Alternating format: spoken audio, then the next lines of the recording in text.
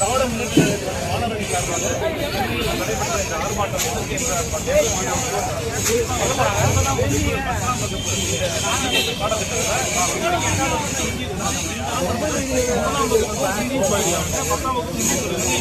மாணவர்களுக்கு கர்நாடகாவில் இதை அமல்படுத்துவாங்க.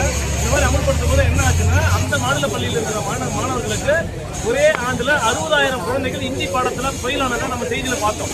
இதே மாதிரி ஒரு அவலநிலை நம்ம குழந்தைகளுக்கு வரணுமா அப்படின்னு யோசிச்சுங்க. 8ஆம் வகுப்பு வரைக்கும் இருந்தது போதும். இந்த திருப்பி நீங்கள் இந்தி திருப்பி நீங்க அடுத்த மேல்கட்டத்துக்கு கொண்டு வந்து திருப்பி அதன் மூலமா 3வது மொழியை நீங்க எந்த மாநில மொழி வேணாலும் பேருக்காக சொல்லிட்டு அதை இந்தி தான் படிக்கணும்னு கட்டாயப்படுத்துறாங்க. இதை முற்றிலும் திராவிட முன்னேற்ற கழகத்தின் சார்பாக வன்மையாக கண்டிக்கின்றோம். ரெண்டாவது பாத்தீங்கன்னா நீட் அப்படின்ற இந்த கொடுமைக்கு மட்டும் இந்தியா முழுவதும் ஏறக்குறைய 15 குழந்தைகள் இந்த 1 மாதத்துல செத்து போயிருக்கிறாங்க. அதாவது போன நீட் ஆரம்பிக்கிறது 2ஆம் தேதி, முதல்ல இந்த 3ஆம் தேதி நடந்துச்சு. மே 3ஆம் தேதி நடந்த தேர்வு ரத்து செய்யப்பட்டது. கொஸ்டின் பேப்பர் வெளியாயிருது அப்படின்றதுனால நேற்று முன்தினம் ஒரு நீட் நடந்துச்சு.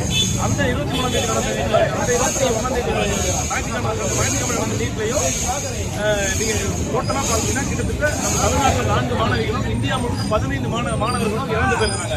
இது முழுக்க ஒரு கல்வி சுரண்டலாக பண சுரண்டல், மாணவர்கள் வந்து பணம் சுரண்டல் மட்டுமே இதோட கொள்கை. குறிப்பாக பார்த்தீங்கன்னா 20 லட்சம் மாணவர்கள் இந்த தேர்வை எழுதுகிறார்கள். ஒரு மாணவருக்கு சராசரியா 1 லட்சத்திலிருந்து 5 லட்சம் வரைக்கும் ஃபீஸ் வாங்குறாங்க.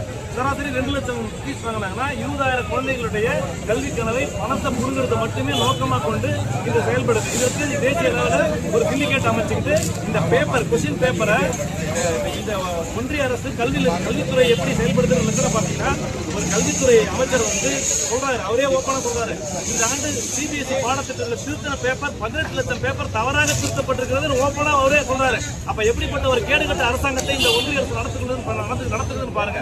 அடுத்ததா பாத்தீங்கன்னா, இப்ப இந்த தேர்வுக்கு கொஸ்டின் பேப்பர் லீக் ஆனது வந்து டெலிகிராம் மூலமா லீக் ஆச்சு அப்படின்னு சொல்லிட்டு இந்த லீக், அதாவது வெளிவரது எப்படி தடுக்கிறதுக்கு துப்பு இல்ல, ஆனா ஒரு டெலிகிராம தடை செஞ்சிருக்காங்க. டெலிகிராம் ஒரு ஆப்பை தடை பண்றாங்க. இதோட கேவலம், இது மாதிரி ஒரு கேவலமான செய்தியை உலகத்துல என்ன ஆடு செய்யலன்னு அந்த டெலிகிராமோட சிஇஓ அறிவிச்சிருக்காரு. இப்படிப்பட்ட அரசாங்கம் தான் இங்க நடந்துட்டு இருக்குது. கல்வியை மீண்டும் மாநில பட்டிக்கு கொண்டு வந்து மாநில அரசாங்கத்தையே கல்வியில் எல்லா பணிகளையும் செய்ய வைக்க வேண்டும். அப்போதுதான் இந்த மாநில அரசினுடைய உரிமைகள் காக்கப்படும். அதற்கு உறுதுணையாக இருக்க வேண்டும் என்று மக்களுக்கு விழிப்புணர்வு ஏற்படுத்துவதற்காக இந்த போராட்டம் நடைபெறுகிறது. இதற்கு திராவிட முன்னேற்ற கழகம் பெரும் திரளாய் ஆதரவு தந்து 5,000க்கும் மேற்பட்ட மாணவர்களும் மாணவர்கள் நிர்வாகிகளும் கூடி ஒன்றிய அரசுக்கு எதிராகவும் இதை அமைதியோடு கண்மூடி பார்த்துக் கொண்டிருக்கின்ற மாநில அரசை கண்டித்தும் பெரும் ஆர்ப்பாட்டம் நடத்திருக்கிறது. நான் முதல்வர் திட்டம் என்பது ஒரு மிகச்சிறந்த திட்டம். எண்ணிலடங்கா ஏறக்குறைய 4 லட்சம் மாணவர்கள் இந்த 4 ஆண்டுகளில் பயன்பெற்றிருக்கிறார்கள். இது யூபிஎஸ்சியில் வந்து 56 மாணவர்கள் இதுல வந்து கலெக்டராகவோ கலெக்டருக்கு அடுத்த துணை மாவட்ட ஆட்சியர் இந்த மாதிரியான பதவிகளுக்கு இந்த 4 ஆண்டுகளில் சென்றிருக்கிறாங்க. நான் முதல்வன் அப்படின்ற பேரை கேட்டாலே அந்த முதல்வன்ற பேர் சொன்ன உடனே அது எல்லாருக்கும் முத்துவேல் கருணாநிதி ஸ்டாலினுடைய பேர் ஞாபகம் இருக்கிற காரணத்தினால் அந்த பேரை மாற்றிருக்கிறாங்க.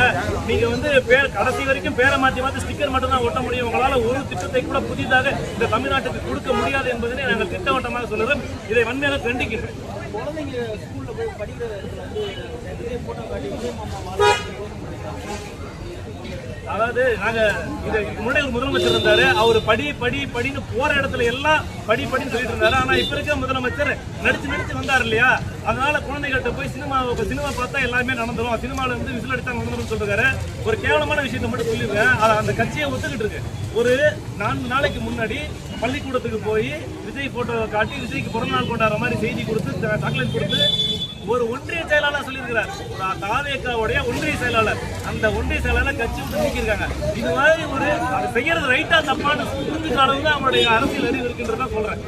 செஞ்சாங்க அந்த தப்புக்கு தண்டனை வைக்கிறாங்க. இது ஒண்ணு செஞ்சுட்டீங்க, இது தமிழ்நாடு பூரா ஏதாவது நிலைமை, தமிழ்நாடு பூரா இதான் நடந்துட்டு இருக்கு. எல்லாத்துக்கும் யாரும் நடவடிக்கை எடுப்போம், ஒரே ஒருத்தருக்கு நீக்கிட்டீங்கன்னா போதுமா? கல்வியில் ஆர்வத்தை காட்டுவதற்கு மாணவர்களை தூண்டுவதற்கு இந்த அரசாங்கம் துணை நிற்க வேண்டும் என்று கேட்டுக்கொள்கிறோம்.